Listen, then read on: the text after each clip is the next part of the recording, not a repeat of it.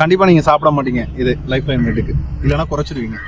அதுதான் நம்ம சொல்ல போகிற விஷயம். பீன்ஸ் அப்படின்றது அந்த இதில் இருந்து தான் தயாரிக்கிறாங்க. அதை எப்படி தயாரிக்கிறாங்க அப்படின்னு பார்த்தீங்கன்னா, அதை அரைச்சி இதிலேருந்து தயாரித்ததுக்கப்புறம் மெயினாக அந்த எண்ணெய் எடுத்ததுக்கப்புறம் நம்ம எப்படி எள்ளு, தேங்காய், கடலை, ஸோ இந்த மாதிரி இதெல்லாம் ஆட்டி எண்ணெய் எடுத்ததுக்கப்புறம் அதில் இருக்க புண்ணாக்கு எப்படி இருக்குது. ஸோ 80s காலகட்டத்தில், ஒரு 80கள் அந்த காலகட்டத்தில் இந்த கல்யாண விசேஷங்கள்லாம் வந்து அது ஒரு கம்பெனியோட பேர். ஃபர்ஸ்ட் வந்து அவங்க தான் அதை பிராண்ட் பண்ணி சேல் பண்ண ஆரம்பித்தாங்க. அதை நம்ம ஃபுட்டில் வந்து சேர்த்துக்கிறோம். இது சேர்த்துக்கிறதுனால என்ன அதிகமாக ஒரு நம்ம அந்த மீல் மேக்கர் பார்த்திங்கன்னா வெறும் சக்கை தாங்க நம்ம சாப்பிட்றோம், ஒரு சத்துமே கிடையாது. ஏன்னா அதில் வந்து இருந்த எல்லாத்தையுமே எடுத்துடுறாங்க. எடுத்துட்டு அதை ஒரு கழிவுவை வேஸ்ட் பண்ணாத கிட்ட கொண்டு வந்து சேர்க்கறதுக்காக அதை ஒரு சைஸ் பண்ணி உருண்டையாக சைஸாக இது பண்ணி அதை சின்ன சின்னதாக கட் பண்ணி காய வச்சு அதை வந்து நம்மக்கிட்ட மீல் மேக்கர் அப்படின்ற பேரில் கொடுத்துட்டாங்க. அதை சாப்பிட்றதுனால நமக்கு கொடுத்து பழக்காதீங்க. யாராக இருந்தாலும் அளவாக சாப்பிடுங்க. இனிமேட்டுக்கு அதை வாங்குறத வந்து குறைச்சி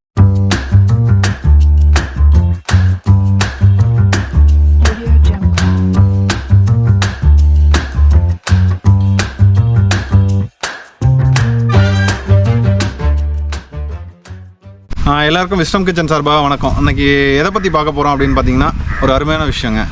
ஆண்கள் வந்து இதை சாப்பிட்லாமா சாப்பிடக்கூடாதா அப்படின்றத நான் சொன்னதுக்கப்புறம் நீங்கள் முடிவு பண்ணுங்கள். கண்டிப்பாக நீங்கள் சாப்பிட மாட்டீங்க. இது லைஃப் லைன் ரேட்டுக்கு இல்லைனா குறைச்சிடுவீங்க. அதுதான் நம்ம சொல்ல போகிற விஷயம். என்னென்னு பார்த்தீங்கன்னா, நம்ம சாப்பிட்றதுல இந்த மீல் மேக்கர் அப்படின்னு சொல்லுவாங்க.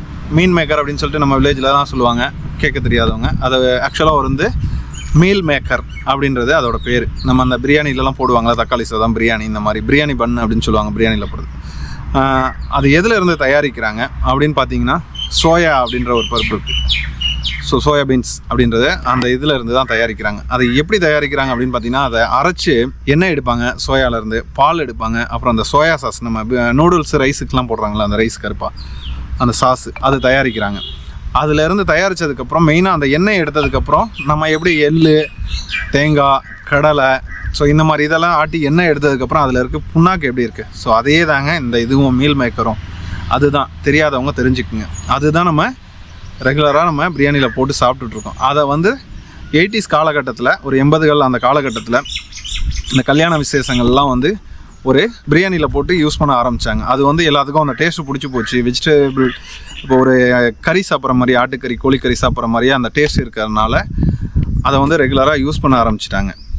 அதை வந்து ஒரு சைஸாக வந்து ரவுண்டாக கொடுத்ததுனால நமக்கு அதை வந்து நம்ம சாப்பாட்டில் யூஸ் பண்ணி இன்றைக்கும் அதை சாப்பிட்டுட்ருக்கோம். ஆக்சுவலாக மீல் மேக்கர் அப்படின்றது வந்து சாப்பாடு தயார் பண்ணுறதுல போடுறதுனால அந்த பேர் கிடையாது. அது ஒரு கம்பெனியோட பேர். ஃபஸ்ட்டு வந்து அவங்க தான் அதை பிராண்ட் பண்ணி சேல் பண்ண ஆரம்பித்தாங்க. ஸோ அதே நேமில் தான் இன்னமும் நம்ம அதை சொல்லிக்கிட்டு இருக்கோம். சரிங்களா? அந்த மீல் மேக்கர் பார்த்திங்கன்னா, நம்ம எண்ணெய் எடுத்ததுக்கப்புறம் அரைச்சி வெளில வரையில் நம்ம இது மாதிரி தான் ஒரு புண்ணாக்கு மாதிரி தான் இருக்கும். ஸோ அதை சின்ன சின்ன உருண்டைகளாக உருட்டி நல்லா கறி மாதிரி இருக்கிறதுனால சாப்பிட்றதுக்கு அதை சின்ன சின்ன உருண்டையாக உருட்டி அதுக்கு ஒரு சைஸ் கொடுத்து அதை நம்ம ஃபுட்டில் வந்து சேர்த்துக்கிறோம். இது சேர்த்துக்கிறதுனால என்ன அதிகமாக ஒரு நன்மையோட தீமை வந்து இருக்குது. என்னன்னு பார்த்தீங்கன்னா, ஆண்களுக்கு வந்து மலட்டுத்தன்மை அதிகமாகிடும்.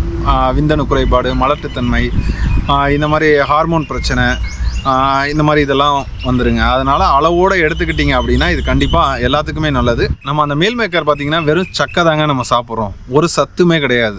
ஏன்னா அதில் வந்து இருந்த எல்லாத்தையுமே எடுத்துடுறாங்க. எடுத்துகிட்டு அதை ஒரு கழிவுவை வேஸ்ட் பண்ணாத அதை எப்படி நம்ம திரும்ப அதை நம்மகிட்ட கொண்டு வந்து சேர்க்கலாம், ஏதாவது பண்ணி சேல் பண்ணணுமே, வேஸ்ட் ஆகுதுன்றதை நம்மக்கிட்ட கொண்டு வந்து சேர்க்கறதுக்காக அதை ஒரு சைஸ் பண்ணி உருண்டையாக சைஸாக இது பண்ணி அதை சின்ன சின்னதாக கட் பண்ணி காய வச்சு அதை வந்து நம்மக்கிட்ட மீல் மேக்கர் அப்படின்ற பேரில் கொடுத்துட்டாங்க. அதை சாப்பிட்றதுனால நமக்கு அதிகமாக பார்த்திங்கன்னா ஆண்களுக்கு மலட்டுத்தன்மை, விந்தணு குறைபாடு, ஹார்மோன் பிரச்சனை இந்த மாதிரி இருக்குது. அதனால் வந்து அளவாக எடுத்துக்கோங்க. சின்ன பிள்ளைங்கள்லேருந்தே அதை கொடுத்து பழக்காதீங்க.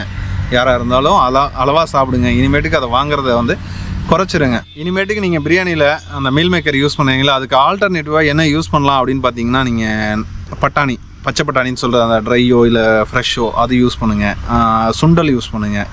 அதுக்கப்புறம் கேரட்டு, பீன்ஸு, காலிஃப்ளவரு, ஸோ இந்த மாதிரி இது யூஸ் பண்ணுங்கள். இல்லை எனக்கு பன்னு தான் வேணும் அப்படின்னா நம்ம மைதாவில் போடுற பன்னு யூஸ் பண்ணலாம். அதுவும் வந்து நார்மலாக யூஸ் பண்ணுறாங்க. ஸோ அதுவும் வந்து கெடுதல் தான். இருந்தாலும் இதை விட அது கொஞ்சம் நல்லது.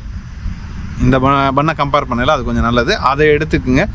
மேக்ஸிமம் இந்த மாதிரி ஃபுட்ஸ் வந்து ப்ரெசர்வேட்டிவ் சேர்க்கறது இந்த மாதிரி இதெல்லாம் வந்து அவாய்ட் பண்ணிடுங்க. உடம்புக்கு நல்லதை மட்டும் எடுத்துக்குங்க. நோய் நொடி இல்லாமல் எல்லோரும் நல்லா ஆரோக்கியமாக சந்தோஷமாக இருங்க.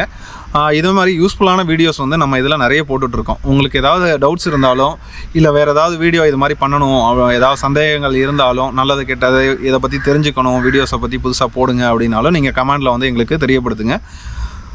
சப்ஸ்கிரைப் பண்ணுங்கள், ஃபாலோ பண்ணுங்கள். தேங்க்யூ.